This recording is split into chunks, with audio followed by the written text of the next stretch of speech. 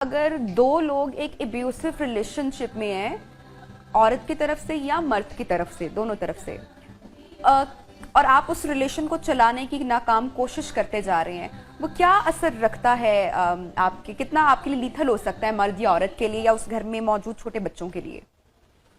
لیکن سب سے پہلی بات تو یہ کہ جب بھی کوئی مرد یا عورت کسی بھی رشتے میں بنتے ہیں تو ڈیفینیٹلی دونوں کی انٹینشنز بہت اچھی ہوتی ہیں. Either it is love marriage اور ارینج میرج نا. پہلا ایم ان کا یہی ہوتا ہے کہ ہماری ایک آئیڈیل زندگی ہوگی، گھر بہت خوبصورت ہوگا، دونوں کے اپنے اپنے خواب ہوتے ہیں، خواہشات ہوتی ہیں، سٹارٹ ان کا بڑا اچھا ہوتا ہے. اسی دوران جو ہے وہ فیملی کے اندر کوئی تیسرا بھی آتا ہے، ایک بچہ جو کہ اپنی خوشی سے نہیں آتا، ان دونوں کی باہمی رضامندی سے آتا ہے. انفارچونیٹلی کچھ کپلز ایسے ہوتے ہیں جن کے اندر پھر پرابلمز اور بہت زیادہ ایشوز فیملیز کے اندر کھڑے ہونا شروع ہو جاتے ہیں، جو کہ کچھ ہیں جو کہ ہم سب مطلب بینگ اگر دیکھیں تو سفر کرتے ہیں لیکن مینج کرنا سیکھ جاتے ہیں. بہت سارے ایسے کپلز ہوتے ہیں جن کی فیملی کے پیچھے سپورٹ سسٹم اچھا ہوتا ہے اور وہ ان کو مینجمنٹ باقاعدہ بتا بھی رہے ہوتے ہیں. اور دونوں سائڈ سے، دونوں فیملی سے، کیونکہ یوزلی جو ہمارے یہاں کا سیٹ اپ ہے نبیہ، اگر آپ دیکھیں تو موسٹلی جو ہے وہ جوائنٹ فیملی سسٹم سے ہوتی ہیں، ارینج میرجز ہوتی ہیں. تو اس کے اندر جو ہے وہ دونوں فیملی کی سپورٹ ہوتی ہے، بچوں کی بھی لک آفٹر ہو رہی ہوتی ہے، تو چیزیں چل جاتی ہیں. کچھ انفارچونیٹ ایسے کیسز ہوتے ہیں جس کے اندر ان کی مینجمنٹ بڑی پور ہوتی ہے، امپیشنس زیادہ ہوتا ہے کسی ایک میں یا دونوں کے اندر. جب ان کی پرائرٹی جو ہوتی ہے وہ ان کی اپنی سیلف ہوتی ہے، بچے نہیں ہوتے. تو ایسے ایشوز وہ ہیں جن کی وجہ سے آج آپ نے یہ پروگرام رکھا بھی، اور ہم نے ان کی کازز اور ریزنز کے اوپر بات کی، کیونکہ طلاق اور خلا کی جو ریشو ہے پاکستان کے اندر وہ بہت حد تک بڑھتا بھی جا رہا ہے. اچھا مجھے یہ بتائیے گا، ان لوگوں کے لیے یا ان کپلز کے لیے جو کہ علیحدگی اختیار کر چکے ہیں یا جو علیحدہ ہو چکے ہیں، اب ان کی اولاد بھی ہے اور وہ مدر کے پاس ہے یا فادر کے پاس ہے، اور وہ ویکنڈز پہ وزٹنگ پہ جاتی ہے اپنی کسی بھی پیرنٹ کے پاس، ایسے بچوں کی نفسیات متاثر نہ ہو، کیا کرنا چاہیے؟ لیکن پہلی بات تو نفسیات متاثر ہو چکی ہوتی ہے ان کی، کیونکہ جب علیحدگی کوئی آرام سے نہیں ہوتی ہماری سوسائٹی میں، اس سے پہلے ایک بڑی لمبی ایپیسوڈ ہوتی ہے، ابیوز کی ہوتی ہے، فزیکل وائلیشن کی ہوتی ہے، دونوں فیملیز کے اٹیمپٹس ہوتی ہیں ایک دوسرے کے اوپر، بچوں کی بہت زیادہ ڈریگ کیا جاتا ہے، تم ماں اچھی نہیں ہے، باپ اچھا نہیں ہے. تو وہ بچوں کی بہت زیادہ پائلڈ اپ ایشوز تو ہوتے ہیں جو ہم روٹین میں آبزرو کرتے ہیں. ان پائلڈ اپ ایشوز کے ساتھ بچے جو ہیں اب وہ ایک شیٹرڈ پرسنالٹی کے ساتھ جو ہے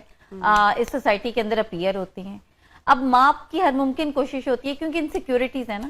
باپ کے اندر بھی انسیکیورٹی ہوتی ہے کہ میری اولاد ہے، ماں کے اندر انسیکیورٹی ہوتی ہے کہ چھین نہ جائے. اور ماں کا جو ویلڈ، عورت ہماری سوسائٹی میں جو بہت ویلڈ چیز سمجھتی ہے وہ یہ کہ میری اسٹرینتھ جو ہے وہ میری اولاد ہے، اور اس چکر میں جو بچہ ہے وہ سب سے زیادہ پیستا ہے. یعنی آپ کو لگتا ہے کہ نفسیات متاثر ہوگی ہی ہوگی؟ فات صاحب سے میں بلکہ بات کرنا چاہوں گی کہ جب دو لوگ تو اپنی زندگی کا آغاز کر لیتے ہیں، راہیں جدا ہوئی، مرد نے بھی شادی کر لی، عورت نے بھی شادی کر لی اور اپنی زندگی کا آغاز کر لیا، پس وہ جاتا ہے جو کہ جس کو پتہ ہی نہیں ہے کہ ہوا کیا اس گھر میں. چائلڈ کسٹڈی سے ریلیٹڈ بہت سارے ہم نے دیکھا ہے کہ بعد میں پھر کیسز چلتے رہتے ہیں، ماں بچے کو اپنی طرف کھینچتی رہتی ہے، باپ بچے کو اپنی طرف کھینچتا رہتا ہے، لیکن ایک پوری زندگی متاثر اس میں ہو رہی. کیا کیا مسائل دیکھنے پڑتے ہیں پریکٹیکلی؟ اس میں جو سب سے پہلے جو ٹیگ لائن ہے جی، وہ